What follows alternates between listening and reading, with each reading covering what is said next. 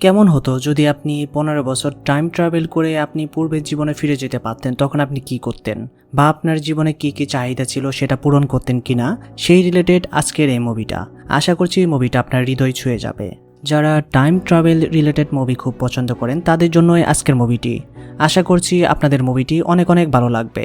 তো ভিডিওটি শুরু করার আগে ছোট্ট একটা রিকোয়েস্ট, যারা এখনও আমাদের চ্যানেলটি সাবস্ক্রাইব করেননি তারা প্লিজ আমাদের চ্যানেলটি সাবস্ক্রাইব করে দিবেন। কয়েক বছর আগে একটি অ্যাক্সিডেন্টে মেয়েটির দুটি পা প্যারালাইজড হয়ে যায়। মেয়েটির নাম হচ্ছে ইমসল। তার মা সবসময় তার পাশে থাকলেও সে চায় এই জীবনের ইতি টানতে। ওইদিকে আজকে প্রথমবারের মতো শুরু হতে যাচ্ছে 4 জন মেম্বারের এক্লিপস নামক একটি ব্র্যান্ড। এই ব্র্যান্ডের মেইন ভোকালিস্ট হচ্ছে বা গায়ক হচ্ছে সিওনজে। তার একটি রেডিও চ্যানেলের মাধ্যমে নিজেদের অ্যানাউন্সমেন্ট করবে। সেই রেডিও চ্যানেলের একটি গেমের আয়োজন করা হয়। গেমের নিয়ম হচ্ছে র্যান্ডম কয়েকজনকে ফোন করে কিছু উপহার দেওয়া এবং এক্লিপস ব্র্যান্ড সম্পর্কে জানানো। তো ভাগ্যক্রমে তাদের দ্বিতীয় ফোন কলটি চলে আসে এমসলের কাছে। তারা এমসলকে বলে, আপনি হচ্ছেন আমাদের দ্বিতীয় ভাগ্যবান বিজয়ী। আজকের আবহাওয়াটা খুবই রৌদ্রোজ্জ্বল, আপনার উচিত বাইরে থেকে হেঁটে আসা। তাই উপহার হিসাবে আপনাকে এক জোড়া জুতো অথবা একটা সাইকেল গিফট করা হবে। এটা শুনে এমসল প্রচণ্ড রেগে যায়। সে বলে, হাঁটা চলার ক্ষমতা হারানোর পর থেকে আমার আর বেঁচে থাকার ইচ্ছাটাই নাই, এই ইচ্ছাটাই আমার চলে গিয়েছে। এই বলে সে ফোনটা ছুঁড়ে ফেলে দেয়। তখন সিওন বলতে শুরু করে, বেঁচে থাকাটাই অনেক বড় একটা প্রাপ্তি। তোমার কাছের মানুষগুলো চাই তুমি সব সময় বেঁচে থাকো, তাই অনেকদিন বাঁচতে হবে। এটা শুনে এমসল রিয়ালাইজ করে তার মা সবসময় তার পাশে থাকে। তার পরিবার তাকে প্রচণ্ড ভালোবাসে, তাই পরিবারের জন্য হলেও তাকে বেঁচে থাকতে হবে। এরপর এভাবেই 5টা বছর কেটে যায়। এখন ইমসলের বয়স প্রায় 30 বছর।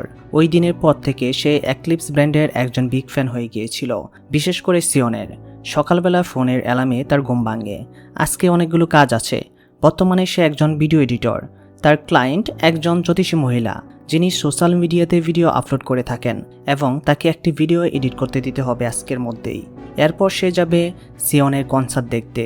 এটা হচ্ছে এক্লিপস ব্র্যান্ডের প্রথম কনসার্ট, তাই কোনোভাবেই মিস করা যাবে না।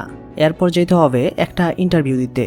সে এক মুভি স্টুডিওতে অ্যাসিস্ট্যান্ট ভিডিও এডিটর হিসাবে অ্যাপ্লাই করেছিল। শিডিউল চেক করে যখন সে উঠতে যাবে তখন তার সামনে তার নানুকে দেখে সে ভয় পেয়ে যায়।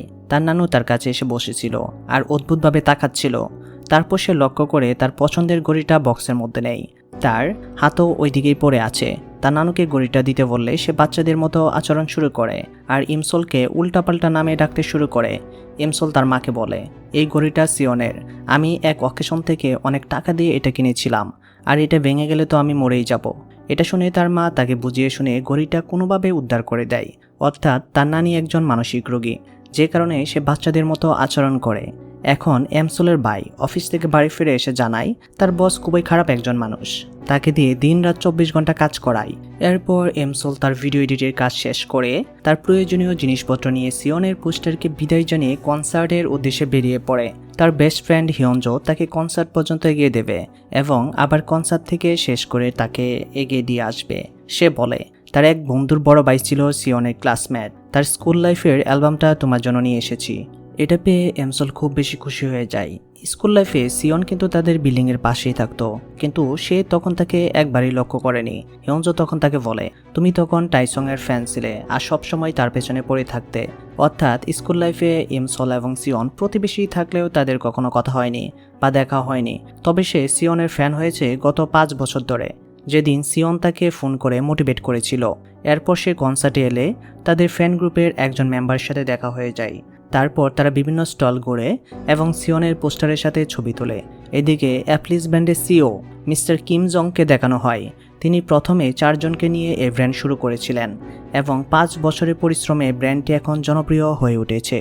আর এই পর্যায়ে সিওন চাইছে রিটায়ার করতে, এমনকি কিছু মুভির অফারও রিজেক্ট করেছে। কিম জং জানায়, তুমি চাইলে ব্রেক নিতে পারো, কিন্তু রিটায়ার করা যাবে না, কারণ বিভিন্ন প্রোগ্রাম ও কনসার্টের সাথে আমরা চুক্তিবদ্ধ। এ নিয়ে তাদের মধ্যে ঝগড়া শুরু হয়ে যায়। অপরদিকে ইন্টারভিউয়ের জন্য তাকে ডাকা হয়, কিন্তু অফিসের এডিটিং রুম 2য় তলায় ছিল আর হুইল চেয়ার নিয়ে উপরে ওঠার কোনো সুযোগ ছিল না। এই জন্য তাকে রিজেক্ট করে দেওয়া হয়। তবে সে মন খারাপ না করে কনসার্টের উদ্দেশ্যে রওনা হয়, কিন্তু বাসে জ্যামে আটকে পড়ে। ওইদিকে তাদের ফ্রেন্ড গ্রুপের মেম্বাররা তাকে টেক্সট করে কনসার্টের গেট ক্লোজ হয়ে যাবে এটা জানাচ্ছিল, সে যেন দ্রুত চলে আসে। কিন্তু সে এসে দেখে গেট ক্লোজ হয়ে গিয়েছে। অনেক রিকোয়েস্ট করে ঢোকার সুযোগ পেলেও তার টিকিট খুঁজে পায় না। পরে বুঝতে পারে বাসে মানিব্যাগ নেওয়ার সময় টিকিটটা পড়ে গেছে। তাই সে কোনো উপায় না পেয়ে সেখানেই বসে কনসার্টটা শুনতে থাকে। সিওন তার পছন্দের গানটা গাইছিল। গানের কথাগুলো ছিল এমন: তুমি আমার জীবনে এসেছিলে গ্রীষ্মের হঠাৎ বৃষ্টির মতো। বৃষ্টি কিছুক্ষণ পরেই থেমে গিয়েছিল, তবে তুমি হৃদয়ে রয়ে গেছো আজীবন। কনসার্ট শেষ হলে সিওনের ছোটবেলার বন্ধু হিয়ং তার উপরে রাগ করে, কারণ সে রিটায়ার করবে। সে এটা কোনোভাবেই মেনে নিতে পারছিল না। সবকিছু মিলিয়ে সিওন খুব ভেঙে পড়েছিল। এদিকে কনসার্ট থেকে সবাই বেরোনোর সময় ধাক্কা লেগে এমসোলের মোবাইলটা ভেঙে যায়। ওইদিকে হিয়ং আসতেও লেট করছিল, তাই সে একাই রওনা হয় বাসায় ফেরার জন্য। বাসায় ফেরার পথে তার হুইল চেয়ারে চার্জটা শেষ হয়ে যায়। সে বলে, আজকের দিনটা খুবই খারাপ যাচ্ছে আমার। চাকরি থেকে রিজেক্ট হওয়া, কনসার্টে ঢুকতে না পারা, আর এখন এই তীব্র শীতের মধ্যেও রাস্তায় দাঁড়িয়ে থাকতে হচ্ছে। তখন সিওন সেই দিক দিয়েই যাচ্ছিল। সে হঠাৎ করে লক্ষ্য করে একটা মেয়ে দাঁড়িয়ে আছে। সে দাঁড়িয়ে থাকতে দেখে সে তার গাড়িটা থামায় আর গাড়ি থেকে নেমে এমসোলের সামনে চলে আসে। আর সে এটা দেখে হতবাক হয়ে যায়। তার কিছুই বিশ্বাস হচ্ছে না, পছন্দের মানুষটা তার সামনে দাঁড়িয়ে আছে। সিওন দেখে সে ঠান্ডায় কাঁপছে। দ্রুত হাত গরম করার জন্য তার হ্যান্ড ওয়ার্মারটা দিয়ে দেয়। এমসোল খুশিতে কান্না করে দেয়। সিওন তাকে শান্ত করে আর বলে, আমার মনে হয় তুমি আমার অনেক বড় একজন ফ্যান, কারণ তোমার মাথায় আমার নাম লিখে রেখেছ। সেইখানে লিখেছিল টেক সিওনজে অ্যান্ড রান, মানে সিওনজেকে উঠাও এবং পালাও। বিষয়টা কিন্তু খুবই ফানি ছিল। এমসোল তাকে বলে, এটা হচ্ছে আমাদের ফ্রেন্ড ক্লাবের টাইটেল এবং আমি তোমার কারণে নতুন করে বাঁচতে শিখেছি। সিওন তাকে বলে, চলো তোমাকে আমি বাড়ি পর্যন্ত পৌঁছে দেই। ঠিক তখনই হিয়ঞ্জো চলে আসে। তাই সে বলে, আমার ফ্রেন্ড চলে এসেছে। এরপর সিওন তাকে তার ছাতাটা দিয়ে দেয়। এর বিনিময়ে সে তাকে কিছু ক্যান্ডি গিফট করে। এরপর দেখা যায় সে খুবই খুশি ছিল উপহারগুলো পেয়ে। এরপর সে বাড়ি ফিরে সেই ছাতাটা এবং হ্যান্ড ওয়ার্মারটা যত্ন করে রেখে দেয়।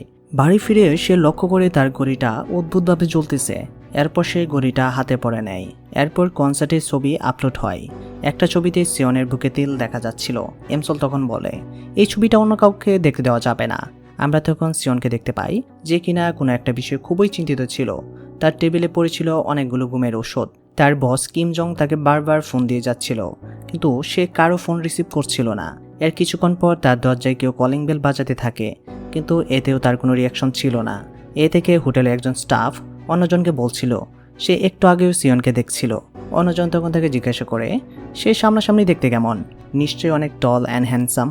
তাদের কথা বলার মাঝে লক্ষ্য করে কেউ একজন বহুতলা বিল্ডিং থেকে নিচে সুইমিং পুলে পড়ে যাচ্ছে, আর এটা ছিল সিওন। এরপর ফ্রেন্ড গ্রুপে এই বিষয়টা নিয়ে তোলপাড় শুরু হয়ে যায়। টেক্সটের শব্দে এমসোলের ঘুম ভেঙে যায়, যেখানে লেখা ছিল সিওন কিছুক্ষণ আগেই সুসাইড করেছে।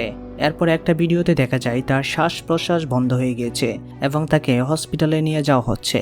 এটা দেখে এমসোল বেরিয়ে পড়ে তাকে দেখার জন্য, কিন্তু ছোট্ট একটা অ্যাক্সিডেন্ট হয়ে তার হাতের ঘড়িটা পানির মতো পড়ে যায়। ঘড়িটা তখন সে তুলতে যাবে, তখন একটা ভিলবোর্ডে একটা পিকচার ভেসে ওঠে, যেখানে লেখা ছিল ডিপ্রেশনের কারণে সিওন সুসাইড করেছে। তারপর সে তার ফোনের ওয়েবসাইটে সার্চ দিয়ে একই নিউজ দেখতে পায়, যার কারণে সে প্রচণ্ড ভেঙে পড়ে। আর ভুলবশত তার ঘড়িতে একটা চাপ লাগতেই সে দেখতে পারে সবকিছু স্থির হয়ে গেছে, পুরো পৃথিবীটা যেন উল্টাপাল্টা হয়ে যাচ্ছে। এরপর সে চোখ খুলতেই দেখতে পারে তার ছোটবেলার স্কুল টিচার তার সামনেই দাঁড়িয়ে আছে।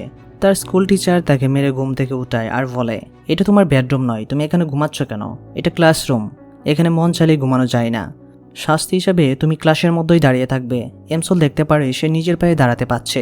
সে তার 15 বছর পূর্বে জীবনে ফিরে যায়, যেখানে সে তার জীবনের সুন্দর মুহূর্তগুলো কাটিয়েছিল। তাদের স্কুলের সামনেই ছিল বয়েজ স্কুল, যেখানে সিওন পড়াশোনা করত। এমসোল সিওনকে দেখার জন্য পাগলের মতো দৌড়াতে দৌড়াতে সিওন স্কুলে যায়। সিওন তখন সুইমিং প্র্যাকটিস করছিল। সিওন একজন অনেক ভালো সাঁতারু। সিওনকে দেখে এমসোল দৌড়ে গিয়ে জড়িয়ে ধরে আর অনেক ইমোশনাল হয়ে পড়ে, কারণ ও তো টাইম ট্রাভেল করে এসেছে, অতীতে চলে এসেছে। আর ভবিষ্যতে তো আসল সিওন মারা গেছে। আর সে বলতে থাকে, তুমি অনেক একলা হয়ে গিয়েছিলে, না জানি কত কষ্টে তুমি কথা নিজের মধ্যে চেপে রেখেছিলে। আর কান্না করে এমসোল বলে, সিওন আমি তোমাকে অনেক ভালোবাসি। ওই সময় সিকিউরিটি গার্ড এসে এমসোলকে বাইরে বের করে দেয়। সে একা একা রাস্তা দিয়ে হাঁটছিল আর ভাবছিল এসব কিছু সে স্বপ্ন দেখছে, আর এটা যদি স্বপ্ন হয় তাহলে সে এখন উঠছে না কেন। তখন ওর ভবিষ্যতের একটা জ্যোতিষী যে ছিল তার ক্লায়েন্ট, তার কথা মনে পড়ে যায়। সে বলছিল যে আমরা যখন মারা যাই আমাদের শরীর থেকে আত্মা বার হয়ে যায় আর একটা পুল পার করে চিরজীবনের মতো পৃথিবী থেকে চলে যায়। তখন সে ভাবতে থাকে সে হয়তো মারা গেছে। এটা ভেবে রাস্তায় সে কান্না করছিল। ওই সময় সিওন ওই রাস্তা দিয়ে যাচ্ছিল। এমসোলকে দেখে সে ডাক দিলে এমসোল বলে, আমরা দুজনেই মারা গেছি, আমরা কখনোই এই ব্রিজটা পার হব না। আমরা যদি পার হই তাহলে আমরা পৃথিবীতে কখনো ফিরব না। সিওন বলে, তুমি কি পাগল হয়ে গেছো? কি সব উল্টাপাল্টা বকছো? আমাকে বাসায় যেতে হলে আমার ওই ব্রিজটা পার করতেই হবে। তখন ইমসলের মা ফোন দিয়ে ইমসলকে অনেক বকাবকি করতে থাকে আর বলে, এখনই বাসায় চলে আসো। সিওনের বাবা সিওনকে কল দিয়ে সুইমিং প্র্যাকটিস কেমন চলছে তা জানতে চায় আর বলে, তোমার কাঁধের ব্যথা কেমন আছে? অর্থাৎ কিছুদিন আগে সিওনের একটা অপারেশন হয়েছিল। তখন সিওনের ইমসলের কথাগুলা মনে পড়ে। ইমসল ওর বাড়ির সামনে এসে একবারেই অবাক হয়ে যায়। এরপর ওর মায়ের ড্রেস আপ দেখে সে তো আরও অবাক হয়ে যায়, আর ওর মাকে অনেক ইয়াং লাগছিল। এরপর ক্যালেন্ডার দেখে সে দেখতে পারে 2008 সাল চলছে। আরও বেশি অবাক হয়ে যায় তার দাদিকে দেখতে পেয়ে। সে একদম সুস্থ ছিল, কিন্তু ভবিষ্যতে ইমসলের দাদি মানসিকভাবে অসুস্থ। এরপর রুমে এসে সবকিছু নিয়ে সে ভাবতে থাকে। রাতে ইমসল তার মা আর তার দাদির সাথে ঘুমিয়ে পড়ে আর ভাবে সকালে উঠলে স্বপ্ন ভেঙে যাবে। অর্থাৎ ওর বিশ্বাসই হচ্ছিল না যে ও টাইম ট্রাভেল করে 2023 থেকে অতীতে 2008-এ চলে এসেছে। সকালে ঘুম ভাঙলে দেখতে পায় ওর পা নাড়াতে পারছে না আর ভাবে এটা শুধু একটা স্বপ্ন ছিল। তখন ও খেয়াল করে ওর ভাই ওর পায়ের উপর শুয়ে আছে, তার কারণে সে পা নাড়াতে পারছিল না। ওর ভাইকে একটা লাথি দিয়ে সরিয়ে আবার সে খুশিতে লাফাতে শুরু করে, এটা ভেবে যে সত্যি অতীতে চলে এসেছে। এটা যদি সত্যি বাস্তব হতো তাহলে কতই না ভালো হতো, তাই না? ইমসল তখন স্কুলে যায়। সিওনকে দেখে তার সুসাইডের কথা মনে পড়ে অনেক কান্না করতে শুরু করে। তখন ওই হঠাৎ বৃষ্টি হলে ইমসলের কাছে সিওন ছাতা নিয়ে আসে, তাকে এক জায়গাতে নিয়ে যায় আর বলে, তুমি আমাকে দেখে বারবার কান্না কেন করো? তখন বলে, তুমি একদম আমার কুত্তার মতো কিউট। আর ভুলভাল ভূগোল বুঝিয়ে সিওনের ছাতা নিয়ে দৌড়ে চলে যায়। ইমসল ক্লাস টাইমে ওই গড়িটা নিয়ে ভাবছিল। তখন ক্লাস টিচার বোর্ডে ম্যাথ সলভ করতে বললে নানা বাহানা করে। সিওনের এক্সারসাইজ দেখতে ওর জিমে চলে যায়। জিমের কাছে কিছু দুষ্ট পোলাপান স্মোকিং করছিল। তখন টাইসং ওদের সাথে ফাইট করা শুরু করে দেয়। তখনই ইমসল জিমের উপর থেকে ওদের উপরে ঝাঁপ দিয়ে দেয় আর সিগারেটটা কেড়ে নেয়। ওই সময়ে আরও বেশি অনেক দুষ্ট পোলাপান আসলে টাইসং ইমসলকে নিয়ে সেখান থেকে পালিয়ে যায়। টাইসং হলো ইমসলের স্কুল লাইফের প্রথম ক্রাশ। তখন তারা হঠাৎ করে তাদের টিচারকে দেখতে পায়। টিচারকে আসতে দেখলে টাইসং ইমসলের হাতে সিগারেটটা দিয়ে পালিয়ে যায়। টিচার ইমসলকে পানিশমেন্ট দেয়, তাকে সিগারেটটা হাতে নিয়ে ক্যাম্পাসে দাঁড়িয়ে থাকতে হবে। সিওন বলে, সিগারেট খাওয়া ভালো না, এসব ছেড়ে দাও। আর এখানে সিসিটিভি খারাপ আছে, তো তুমি এখান থেকে পালিয়ে যেতে পারো। আর ইমসলকে বলবে যে সে এখান থেকে চলে যায়। ইমসল বেস্ট ফ্রেন্ডের কাছে সিওনের সাথে ফ্রেন্ডশিপ করার জন্য কিছু টিপস চাইছিল। তখন ওর বেস্ট ফ্রেন্ড বলে, এত দ্রুত বলে দিলে তো হবে না। তখন ওর মনে পড়ে যায় ও তো কালকেই টাইসংকে প্রপোজ করেছিল। এটা নিয়েও অনেক এম্বারেস ফিল করে। রাতে ইমসল সিওনকে ফ্রেন্ড রিকোয়েস্ট পাঠালে সিওন তাকে রিজেক্ট করে দেয়। স্কুলে যাওয়ার সময় ইমসল অনেক আপসেট ছিল। সিওন আর ইমসল সেম স্কুল বাসে করে স্কুলে যায়। বাস স্টপে নামার সময় অনেক ভিড়ের জন্য ইমসল নামতে পারে না। তখন সিওন হিরোর মতো দৌড়াতে দৌড়াতে বাস থামায় আর অনেক বকাবকি করে, বলে সিগারেট খাওয়া ছেড়ে দাও। তখন ইমসল বলে, আমি সিগারেট খাই না, আমার আঙ্গুল স্মেল করে দেখতে পারো। আর ভুল করে সিওনের নাকের মধ্যে ইমসলের আঙ্গুল ঢুকে যায়। বিষয়টা অনেক ফানি ছিল, তাই না? ইমসল একটি সাইনবোর্ডে সুইমিং কম্পিটিশনের একটা ডেট দেখতে পায়। তখন ওর মনে পড়ে যায় সুইমিং করলে তো সিওনের কাঁধে অনেক ব্যথা হবে আর কোনোদিনও সে সুইমিং করতে পারবে না। আর এটা যখন সে সিওনকে জানাতে চায় তখন সবকিছু থেমে যায়। এরপর মোবাইলে টাইপ করে বলতে গেলেও টাইপ অটোমেটিক্যালি ভ্যানিশ হয়ে যায়। অর্থাৎ ইমসল ভবিষ্যতের কোনো কথাই কাউকে জানাতে পারবে না। এটা নিয়ে সে অনেক চিন্তিত ছিল। সিওন সুইমিংয়ের সবার থেকে ফার্স্ট ছিল। এটা নিয়েও একটা ফ্রেন্ড তার প্রতি অনেক জ্বালাচ্ছিল আর বলে, ব্যথা নিয়ে এত ফাস্ট খেললে লাইফে একটা সময় সে গ্লাসটাও তুলতে পারবে না। ইমসল সরাসরি বলতে না পারলেও ইশারায় ওকে বোঝাতে চায়, তুমি সুইমিংয়ের জন্য ফিট নাও, তুমি ডাক্তার দেখাও। কিন্তু সিওন কিছুতেই এটা মানতে চাইছিল না। পরে ইমসল একটা উজা সেজে তার সামনে আসে আর সিওনকে বই দেখাতে থাকে আর বলে, একটা পানির ভিতরে কুমারী মেয়ে তোমার পিছে পড়ে আছে, 3 দিন তুমি পানির কাছেই যাবে না, গেলে তোমার ক্ষতি হবে। ওখান থেকে আসার সময় টাইসংয়ের সাথে দেখা হয়। মারামারি করে টাইসং ব্যথা পায়, তার জন্য ব্যান্ডেজ করে দেয়। টাইসং ইমসলের পিছে পিছে আসলে সামনে সে হঠাৎ করে পড়ে যায়। সিওন বলে, তুমি এতক্ষণ আমার সাথে মজা করছিলে, আমাকে বোকা বানালে। এটা বলে সে অনেক রেগে যায় আর বাসায় চলে যায়। তখন ইমসল নোটিশ করে যে তারা দুজন তো পাশাপাশি থাকে। এতদিন কখনোই বুঝতে পারে না যে তারা প্রতিবেশী ছিল। ঘুমানোর সময় সিওন ইমসলের কথা মনে করতে করতে তার ঘুম আসছিল না, তাই সে সুইমিং প্র্যাকটিস করতে চাচ্ছিল। ইমসল ওর পিছে পিছে যায়। ওই সময় আমরা সিওনের একটা বদমাইশ ফ্রেন্ডকে দেখতে পাই। ও গেছিল মূলত সিওনের সুইমিং স্যুটটা চুরি করতে, সিওনের খেলা নষ্ট করার জন্য। তখন ইমসল দেখে ফেললে ওর কাছ থেকে সুইমিং স্যুটটা কেড়ে নেয়। সিওনের শাওয়ার নেওয়ার সময় মনে হচ্ছিল তার আশেপাশে কেউ আছে। ও বলে এখানে কে? এমসল তখন বাস্কেটের মধ্যে লুকিয়ে পড়ে। সিয়ন ধরে ফেললে এমসল সেখান থেকে দৌড়ে পালিয়ে যায়। সিয়ন ওরে ধরতে গেলে দুজনেই পানিতে পড়ে যায়। সিয়ন তখন এমসলকে বলবো যে এমসলকে বলে আমার খেলা নষ্ট করার জন্য আমার সুইমিং স্যুট চুরি করতে আসছিলে তাই না? ইমসল বলে না, আমি তোমাকে বাঁচাতে চাই। তখন সিয়ন বলে তুমি আমাকে কেন বাঁচাতে চাও? আমি কি মরে যাব? তখন ইমসল বলে হ্যাঁ, তুমি মারা যাবে। তখন ওই সময় আবার থেমে যায়। তখন সিয়ন অনেক বকা দিয়ে ইমসলকে একা রেখে সেখান থেকে চলে যায়। বাসায় আসার সময় সিয়নের ফ্রেন্ড ফোন দিয়ে বলে একজন তোমার সুইমিং স্যুট চুরি করতে ওইখানে গিয়েছিল। তখন এই কথাগুলো শুনতে পেরে সে একটা সময় ভুল বুঝতে পারে আর এমসলকে খুঁজতে চলে আসে। তখন ওই বৃষ্টি শুরু হয়ে যায়। এমসল একা একা রাস্তা পার হতে পারছিল না। অতীতের একটা অ্যাক্সিডেন্টে ট্রমা তার মনে পড়ে যায়। আবার বর্তমানে সিয়ন তাকে বাঁচিয়ে নেয়। আর এখানে এই এপিসোডটি শেষ হয়ে যায়। পরবর্তী এপিসোড দেখতে চাইলে কমেন্ট করো পার্ট 2। আর ভিডিওটি যদি ভালো লাগে তুমি চাইলে কিন্তু তোমার ফ্রেন্ডের সাথে শেয়ার করতে পারো। আর তোমাদের কাছে টাইম ট্রাভেল কেমন লাগে চাইলে কিন্তু জানাতে পারো। তুমি টাইম ট্রাভেল করে কার সাথে দেখা করতে চাইতে বা কার সাথে সুন্দর সম্পর্ক বা সুন্দর মুহূর্ত কাটাতে চাইতে অবশ্যই কমেন্ট করে জানাতে পারো। দেখা হচ্ছে পরবর্তী কোনো ভিডিওতে। ততক্ষণ পর্যন্ত ভালো থাকবে, সুস্থ থাকবে। আল্লাহ হাফেজ।